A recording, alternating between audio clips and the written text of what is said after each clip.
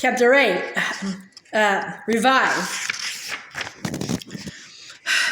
Riku walked through the spacious hall on the way to the next world. He wasn't afraid of the darkness anymore. There was a darkness and there was light, and both of them made him what he was. He understood that now. Riku! Riku! A voice called. He stopped, looking around. Who's there? He knew that voice, and that smell too. I know you can feel it. The grip that I have on your heart. You have let in the darkness, Riku. It was a voice inside him, the whispering of Ansem. Yes, and that means your very heart itself will become all-consuming darkness. I'm not like that now, Riku shouted. Once he lost the fight to Sora and couldn't accept what it meant. But he was a different person now. His heart wouldn't be swayed anymore by Ansem's temptation. Oh, but you are, Ansem replied, undaunted, and Riku's body began to float off the ground. What's happening? The deeper the darkness runs inside you, the stronger I become. Controlling you is effortless. As he heard those words, Riku found that his body wouldn't obey him. He was paralyzed, unable to move a muscle. No! He finally managed to squeeze out a word, and then a spear of white light began to drift down toward him. What? Ansem's voice was shocked. The light circled Riku and glowed brighter. He fell out of Ansem's control as if strings that held him up were cut, tumbling backward and hitting the floor with his behind.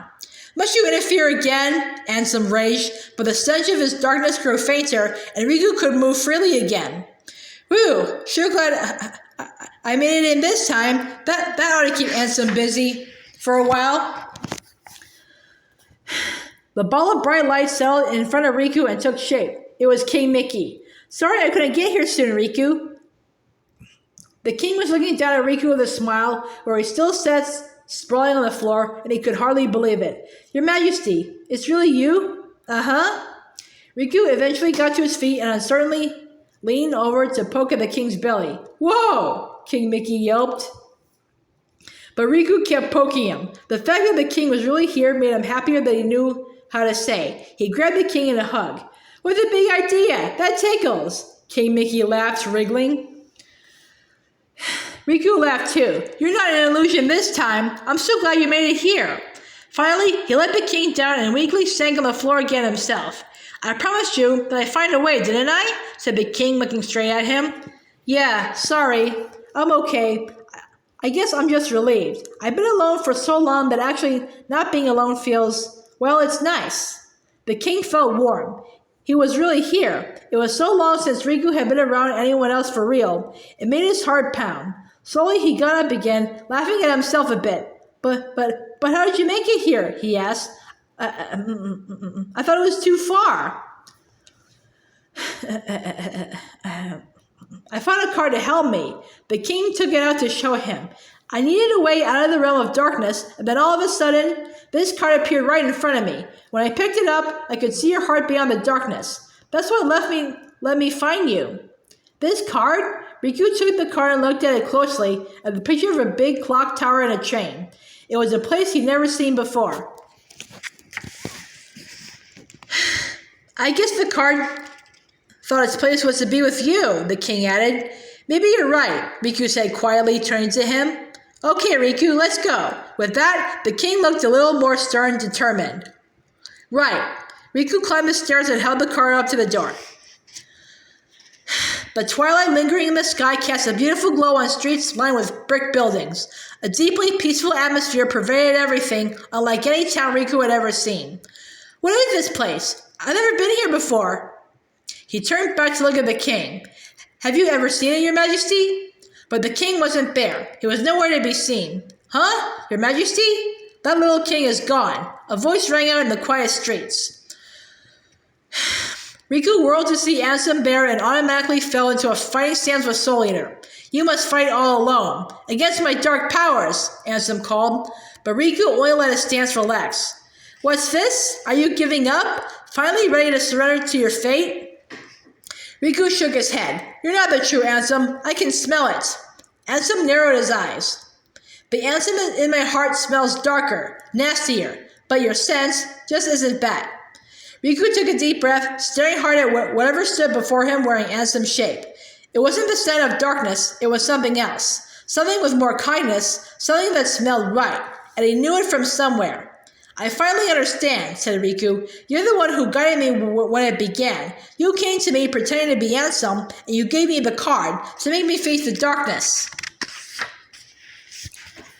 That is correct. As the man spoke, some kind of mist rose around him.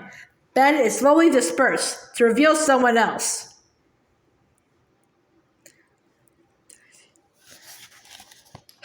The man's face was swathed entirely in red wrappings like bandages, leaving nothing of his expression visible, but the one eye that peeked out gazed straight at Riku.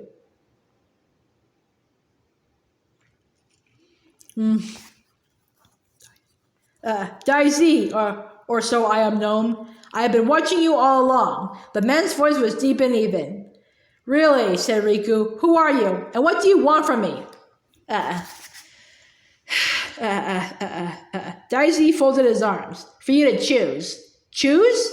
Riku echoed. You are special. You exist between light and darkness. You stand in the twilight. You must be nominate and then choose. Nominate? Riku couldn't recall hearing that name before. Who's that? You will soon know. With that, Daisy was gone. Hey, wait! Riku ran forward, but there was no trace of him. Not even a scent. Who is nominate? For a moment, he hung his head in confusion, but then stood tall and started walking again. There was no one in this town, no Heartless either, and yet it didn't feel at all lonely or neglected. It still felt somehow welcoming. What a strange place, Riku thought. At the edge of town, there was a wall with a big hole in it. He could smell something from through there. The scent was tinged with darkness, but there was something else too. Could it be nominate? He climbed through and found himself in a dusky forest. From far through the trees, light shone. He began to run toward it. The replica ran. This town bathed in the evening glow where Axel had led him. He had a vague memory of it. This was where Sora and Vexen had almost fought, and then Vexen had fallen. Axel had told him that he would be able to gain new powers from destroying Zexion. And even if he couldn't become the real thing, if he got those new powers, he could be something else. Not a fake, not a copy of another person. But was it really true? He wasn't sure. New powers did nothing to change the fact that his heart was empty. He was still the same. And if there was a way to change anything, it would probably happen when he destroyed the real one, the replica thought. If I can do that, something will change, right? The replica went through the hole in the wall at the edge of town and ran through the shadowy forest. Axel had told him that if he went to the place where Vexen had died, he would find Riku. And when he fought Riku, maybe something would change.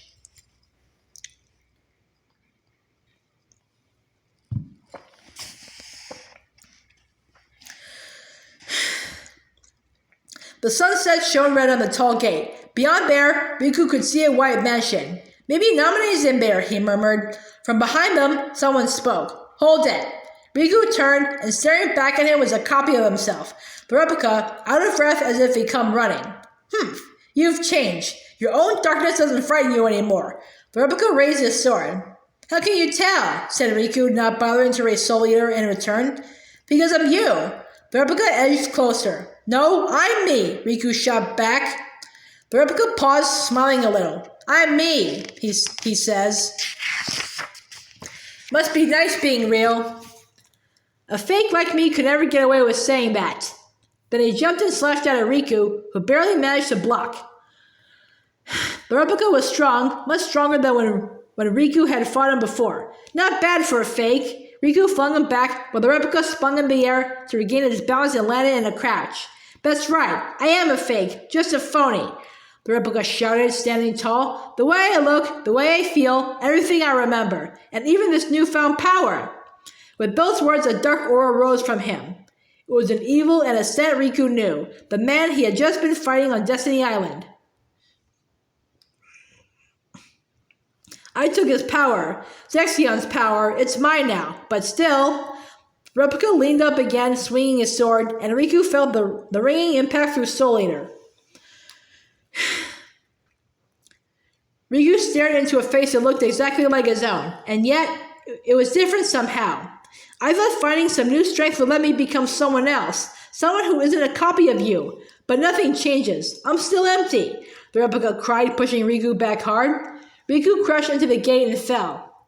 Everything about me is borrowed. As long as you're around, I'll never be more than a shadow. Breathing hard, the replica lunged for Riku again. So what? I'm me, said Riku, and I won't let you defeat me. He parried and tackled the replica to the ground, and then he had Soul Eater at the replica's throat. So, it's over, the replica grated. It will be if you keep going. Humph. Death doesn't frighten me, the replica said stonily. Good riddance to a phony life.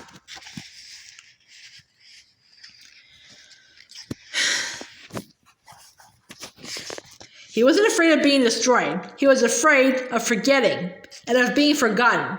Will Sora remember me? He wondered. Or will his memories of me get mixed up with the real one so he forgets that I existed? My heart was never real. Even what I'm feeling now is probably all fake. The replica smiled faintly and light began to surround him. What are you feeling? Riku asked, staring down at the copy of himself. What happens when a fake like me dies? Where will my heart go? Maybe it'll just disappear. The replica gazed up at the sky. The warm red sky over this town was so beautiful. A nice thing for a last sight, the replica thought. It'll go somewhere, said Riku. Maybe to the same place as mine. The replica's mouth curled into a bitter smile. Shh, a perfect copy to the very end. That's okay. But as he said that, his voice seemed serene. Enveloped in light, his body vanished. Riku picked up Soul Eater, where he let it fall and looked back behind him. The gate was open as if to invite him in. Slowly, almost cautiously, Riku stepped through. Inside the mansion, everything was dim and shadowy. There was no sign of anyone here, not even a scent. Is this the right place? Riku wondered. He crossed the spacious entrance hall and climbed the stairs to the second floor and went into a room at the end of the corridor. Inside was the right white room, almost like all those marble halls in the castle. But no one was there. He peered closely to a picture pinned on the wall. It was a drawing on white paper torn out of a sketchbook, showing himself and Riku laughing together.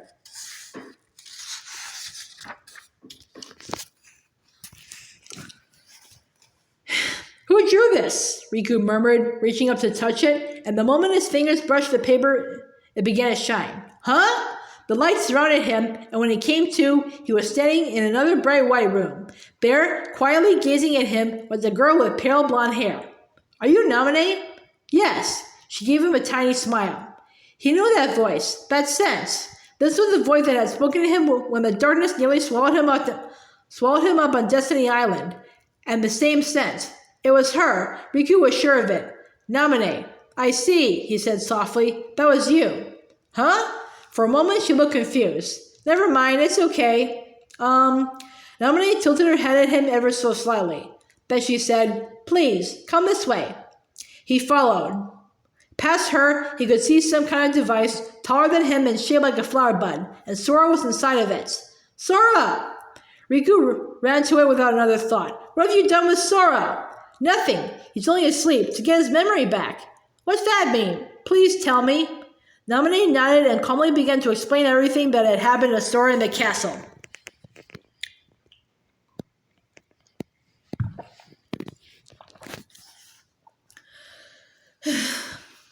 After she finished telling him about Sora, Riku stared at her for a moment without speaking.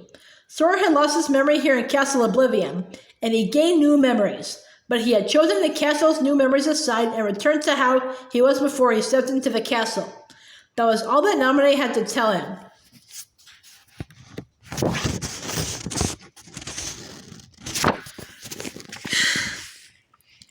So, Sora decided to go back to how he was, Riku murmured, looking up at Sora's sleeping face inside the pod. You have a choice to make too, Naminé said from behind him. Riku turned to look at her again. Why me too? No one's messed with my memories. It's not about your memories. It's your darkness. My darkness? As Riku said the word, the stench of it seemed to grow thicker around them. In your heart there is darkness, and in that darkness is Ansem. He might be at bay for now, but eventually he'll awaken, and he will take over you just like he did before. But I have powers you can use against him. My powers can put a lock on your heart. That way, Ansem could never escape from inside you. Riku looked up at Sora again. What happens to me if I let you do that? Will I forget everything like Sora? Naminé said nothing. I will forget, won't I? The darkness in you will be sealed tight along with your memories. You won't remember the darkness anymore. You'll go back to how you were. Riku, you have to choose. Still looking at Sora, he made a tiny laugh. He looks like he doesn't have a care in the world. Will I sleep like that too?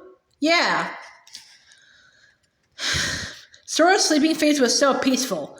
With a little sigh, Riku looked back at Namine. Figures, Sora always does what he wants.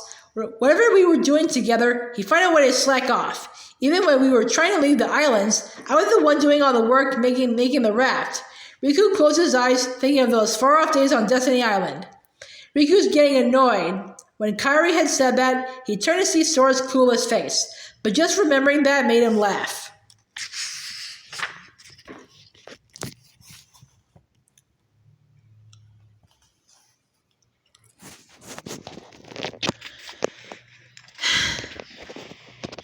That's it, Riku decided. When Miss Slacker wakes up, I'll tell him off. I told him to take care of Kairi, and here he is just taking a nap. But I can't say anything if I've been asleep too. With his eyes open, he faced Namine. I don't need a lock on my heart. I'm ready. I'll fight Ansem. But what if his darkness overtakes you? She peered back at him nervously. Riku wasn't nervous about that anymore. If that happens, then the darkness will show me the way. Yes, you're right. Namine smiled bright and certain. Why do I get the feeling you knew what I'd say all along? I didn't know. I hoped.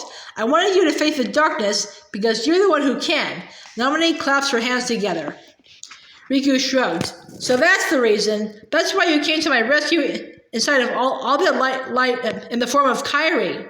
You knew? Namine exclaimed. I knew when I met you. You and Kairi smell the same. Right. What he felt from Namine was Kairi's presence. He didn't know why they had the same sense, but right now, he didn't need to know. He stretched his hand out to Namine. Huh? She said. Without a word, he took her hand and held it tight. Look after Sora. I will. I promise. She squeezed his hand back. Okay, it's a promise. Riku looked up again at Sora's sleeping face. See you, Sora. He opened the door that Namine led him to, and on the other side, King Mickey was waiting for him. So, I guess you decided not to go to sleep, huh? The king greeted him with a grin.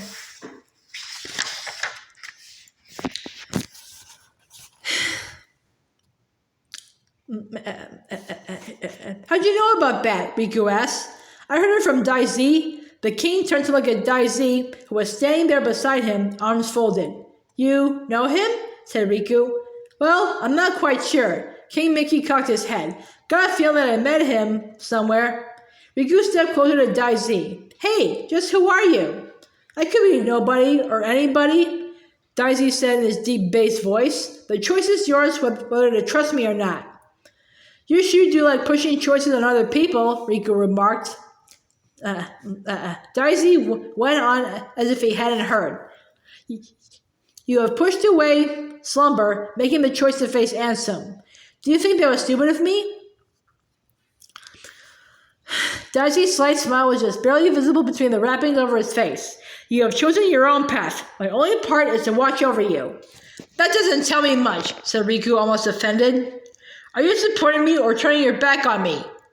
That will be your choice as well. Believe what you want to believe.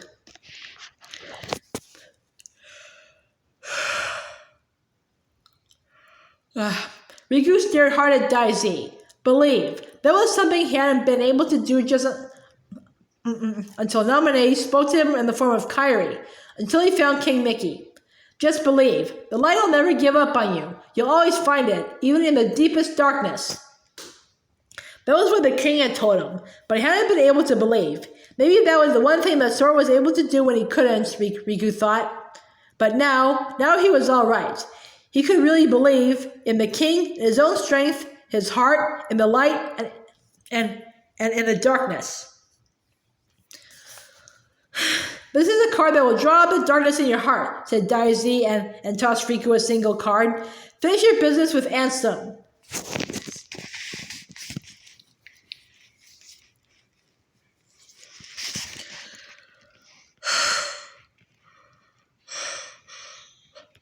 If I use this, Ansem will appear, said Riku. But Daisy, instead of answering, only vanished.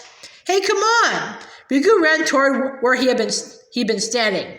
King Mickey spoke up. We can defeat Ansem together. Slowly, Riku turned. Sorry, I have to face him alone. But why? The king looked shocked. There's no point in doing this if I can't do it on my own. But I do need a favor. If I lose to Ansem, he'll enslave me. If that happens, use your power to destroy. Sure thing. King Mickey cut him off. I'll be right there to save you. Huh? No, not that. I want you to No way. No matter what happens, I'll be there to help you. That's what I decided. Unless you don't really believe I'll come through. The king was smiling broadly at him. It's my choice to believe in you, your majesty. And I believe in you too. You're not going to lose, I just know it. Thanks, said Riku. If the king said so, there was no way he could lose. I know I can beat Ansem.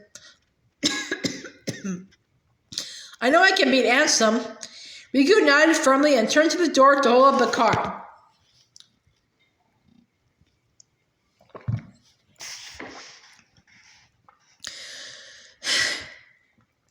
Through the door, the air was filled with a stench of darkness, Ansem's smell. Show yourself, Ansem. I know you're here. I can smell it. In response, Ansem slowly took solid form. I have watched you fight. I know your strength. Your skill with the darkness has grown. It has matured. He looked at Riku with a loud, cruel laugh. So, what about it? There's something I don't understand. Why do you accept the darkness but still refuse me? You and I are much alike.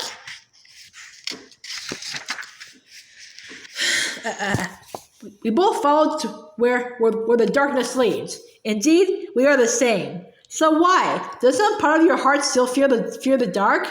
That's not it, Riku replied. The truth is, I just can't stand the way you stink. He stood ready with Soul Eater. He knew that when he used his full strength, the darkness would pour forth from him. But he wasn't afraid of that anymore. Now he understood. All he had to do was believe in himself. You are a fool. You of all people should know my powers well by now.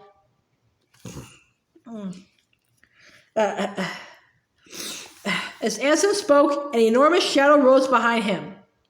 It was the darkness that lived in his heart, or perhaps that was his heart itself. It took a vaguely humanoid shape, but more like a colossal heartless, looming over Riku. Oh, I know. Or did you forget? Riku retorted. I used every ounce of strength you had to give, and Sora still beat me. Your powers aren't all that impressive.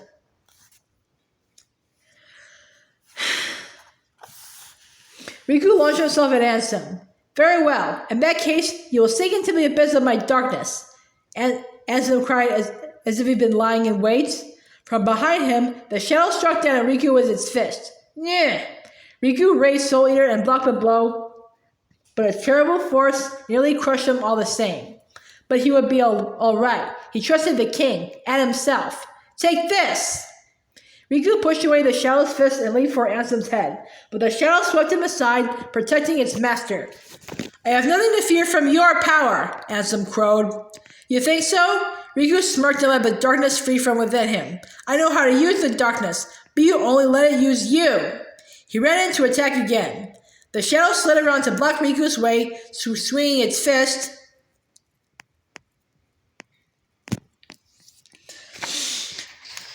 But Riku leaped atop it, using it as a step to spring off as he brought Soul Eater down on Ansem's head. You imbecile! The moment Soul Eater struck Ansem's body, darkness flashed at Riku. He raised one hand, trying to ward it off so he could see, and landed. He must have hurt Ansem with that, Riku thought. He regained his balance and stood again, not wasting another moment before rushing Ansem again with Soul Eater out to slash at his side. This is the end, Ansem! This is hardly the end, said Ansem, even as he collapsed to one knee. You can't beat me, and neither can the darkness. Riku turned to see Ansem, likewise looking back at him with a nasty smirk. Your darkness, I gave it all to you. My dark shadow lingers. Someday I will return. Darkness burst forth from Ansem as he began to fade. What? That darkness would swallow up everything, but a ball of light appeared above Riku. Your Majesty, Gosh, Riku, I know you wanted to do this alone, but you don't mind just a little help, do ya? King Mickey's voice rang out. The ball of light glowed brighter and brighter. Come on, Riku, let's get out of here. And then the light outshone everything. Did I beat him? Riku wondered, looking around. They were in a marble hall like before. The king answered him gently. You did it, Riku. But he could still smell Ansem's scent clinging to him. So, Riku, what happens next? Are you going home? I don't know. It's still here. It's really faint, but I can still sense him. Riku looked away for a moment, then faced the king again. I can't go home until it's gone, but I think its darkness might still have a hold on me. Your darkness belongs to you, just the way your light does, King Mickey went on, his voice gaining strength. Up till now, I thought darkness was something we should try to get rid of.